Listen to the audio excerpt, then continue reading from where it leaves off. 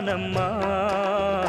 எந்தன் வாழ்க்கையின் அர்த்தம் சொல்ல பூக்களின் வண்ணம் கொண்டு பிறந்த மகளே என் மகளே நான் வாழ்ந்தது கொஞ்சம் அந்த வாசத்தில் வந்துதித்து உயிரில் கல